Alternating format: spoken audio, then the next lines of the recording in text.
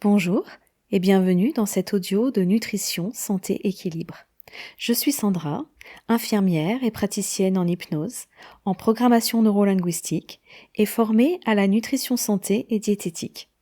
Je t'accompagne à retrouver ton poids d'équilibre, ta pleine santé et une relation plus douce avec ton corps grâce aux neurosciences, à la nutrition, à l'hypnose thérapeutique et aux 5 facteurs du vivant. Dans cet épisode, je te propose la version audio d'un article de mon blog, retravaillé pour une écoute plus fluide, plus douce et plus accessible. L'idée est de t'aider à mieux comprendre ton corps, ton système nerveux, tes besoins profonds et ce qui peut soutenir une transformation durable. Tu peux écouter cet audio tranquillement, en marchant, en cuisinant, en te reposant ou simplement en prenant un moment pour toi. Et si tu souhaites retrouver l'article complet, les ressources associées ou découvrir mes accompagnements, tu trouveras tous les liens juste sous cette vidéo. Je te souhaite une belle écoute.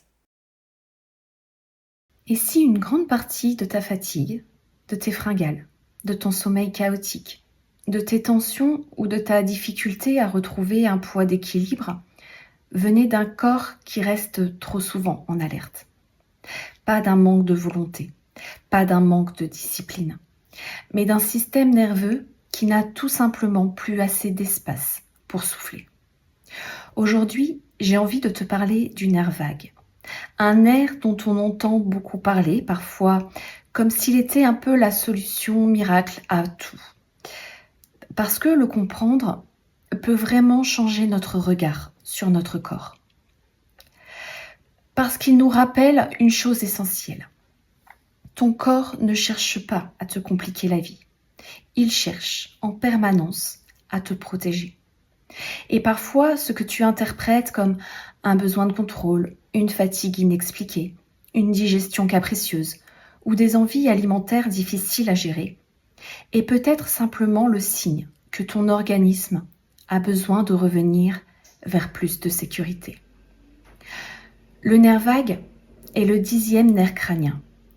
C'est l'un des grands messagers entre ton cerveau et tes organes. Il part du tronc cérébral, descend dans le cou, traverse le thorax et communique notamment avec le cœur, les poumons et une grande partie du système digestif. Il participe à cette conversation permanente entre ton corps et ton cerveau. Une conversation dont nous n'avons pas conscience la plupart du temps. Ton corps envoie continuellement des informations à ton cerveau sur ton repos, ta sécurité, ta digestion, ta capacité à récupérer, et ce par des sensations corporelles et par les émotions. Et ton cerveau répond en adaptant son fonctionnement. C'est fascinant parce que ton cerveau ne décide pas tout seul. Il écoute aussi ce que ton corps lui raconte. Et lorsque ton corps envoie, jour après jour, des signaux de stress, de manque de sommeil, de surcharge, de tension ou d'épuisement, ton cerveau s'adapte. Il peut devenir plus vigilant, plus réactif, plus sensible à la fatigue, aux émotions, aux sensations de faim ou aux besoins de réconfort. Pour comprendre cela, imagine que ton système nerveux possède 2 grands modes de fonctionnement. Le premier, c'est le mode action, celui qui te permet de réagir, de te concentrer, de courir, de faire face à un imprévu, de prendre une décision ou de te mobiliser dans une situation importante. Ce mode est nécessaire. Il n'est pas mauvais. Nous avons besoin de cette énergie pour vivre, avancer, créer, protéger les personnes que l'on aime. Mais il existe aussi un autre mode, le mode récupération, celui dans lequel ton corps peut souffler, digérer, réparer, mieux dormir, retrouver de l'énergie et refaire ses réserves. Le nerf vague joue un rôle majeur dans ce retour vers l'apaisement et la récupération. Le problème, ce n'est donc pas d'avoir du stress. Le problème, c'est de ne jamais vraiment redescendre. De vivre avec une charge mentale permanente. de passer d'une tâche à l'autre, de répondre à tout le monde, de penser à 1000 choses à la fois, de manger vite, de dormir avec un cerveau encore allumé, de repousser sans cesse le moment où l'on pourra enfin souffler. Et lorsque cela dure trop longtemps, le corps peut finir par fonctionner comme s'il devait rester en alerte. Et dans cet état, il devient souvent plus difficile d'écouter ses besoins réels. On peut manger sans vraiment sentir sa faim, ou avoir besoin de réconfort alimentaire quand les émotions débordent. On peut se sentir fatigué, mais incapable de ralentir. On peut avoir envie de prendre soin de soi tout en n'ayant plus l'énergie de le faire. Et parfois, on se juge. On se dit que l'on manque de motivation, de volonté. Alors qu'en réalité, on a peut-être surtout besoin de remettre de la sécurité dans notre système. C'est là que le nerf vague devient intéressant. Pas parce qu'il permettrait de perdre du poids comme par magie, mais parce que prendre soin de son système nerveux peut aider à retrouver de meilleurs repères corporels, mieux sentir sa fatigue, mieux percevoir sa faim et sa satiété, mieux dormir, mieux digérer, mieux accueillir ses émotions sans avoir besoin de les anesthésier immédiatement. Le poids ne dépend jamais d'un seul facteur. Il est influencé par l'alimentation, le sommeil, le mouvement, les hormones, les émotions, l'histoire personnelle, l'environnement, le stress et bien d'autres choses. Mais lorsque le système nerveux est constamment en mode survie, il devient beaucoup plus difficile de prendre soin de soi avec douceur et régularité. Alors, comment soutenir ce système nerveux au quotidien ? La première chose, c'est la respiration. C'est probablement l'outil le plus simple, le plus accessible et le plus immédiat.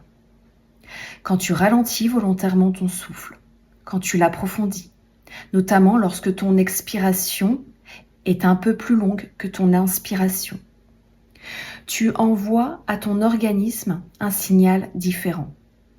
Tu lui dis en quelque sorte, pour l'instant, je peux ralentir. Tu peux simplement essayer ceci. Inspirer tranquillement pendant 4 secondes et expirer doucement pendant 8 secondes. Et recommencer ce cycle 3 à 5 minutes.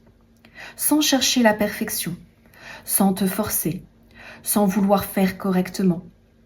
L'objectif n'est pas de contrôler encore une fois ton corps. C'est de lui offrir quelques minutes de présence, de pause. Tu peux aussi utiliser cette respiration avant un repas, avant de dormir, après une journée chargée ou une émotion intense. Ou lorsque tu sens que tu es en train de monter trop haut en tension. Ensuite, il y a le mouvement. Quand je parle du mouvement, je ne parle pas de sport intensif. Je parle du mouvement qui fait du bien. Marcher, danser, s'étirer, sortir dehors quelques minutes. Bouger peut aider ton corps à décharger une partie de la tension accumulée au fil de la journée. Il y a aussi tout ce qui nourrit la sensation de lien de sécurité. Rire, parler à une personne auprès de qui tu peux être totalement toi-même. Chanter, écouter une musique qui te fait du bien. Passer du temps avec des personnes qui t'apaisent au lieu de t'épuiser davantage. Ton corps est très sensible à l'ambiance dans laquelle tu vis, à la manière dont on te parle, à la manière dont tu te parles, à ce que tu regardes, à ce que tu acceptes, à ce que tu t'autorises enfin à poser. Prendre soin de son nerf vague, ce n'est donc pas ajouter une nouvelle to-do list à ta vie. Ce n'est pas te dire « il faut encore que je fasse ça parfaitement ».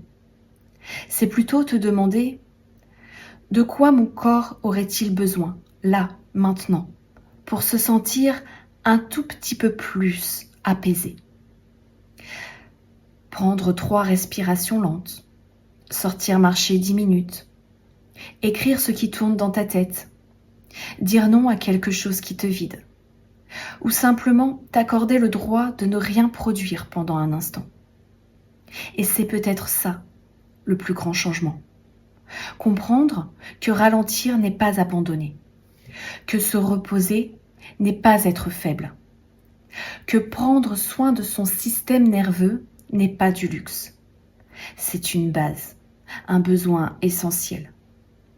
Parce que lorsque ton corps se sent davantage en sécurité, tu peux progressivement retrouver plus de clarté, plus d'énergie, plus de présence, plus de douceur envers toi-même. Et cette douceur-là peut devenir le terrain sur lequel de nouveaux choix deviennent possibles. Pas à partir de la peur, pas à partir de la punition, mais à partir du respect de toi. Alors aujourd'hui, ne cherche pas à tout changer. Choisis simplement un petit geste. Ton corps sait beaucoup de choses. Il attend parfois simplement que tu ralentisses assez pour pouvoir l'écouter. Prends soin de toi. Merci d'avoir écouté cet audio jusqu'au bout. J'espère qu'il t'aura apporté un peu plus de clarté, de douceur, et peut-être de poser un autre regard sur toi, sur ton corps, ou ton équilibre intérieur. Si cet épisode t'a parlé, tu peux t'abonner à la chaîne, aimer la vidéo ou me laisser un commentaire. Je les lis toujours avec beaucoup d'attention. Et pour aller plus loin, tu peux retrouver l'article complet, mes ressources et mes accompagnements dans les liens sous cette vidéo. À très bientôt et prends soin de toi.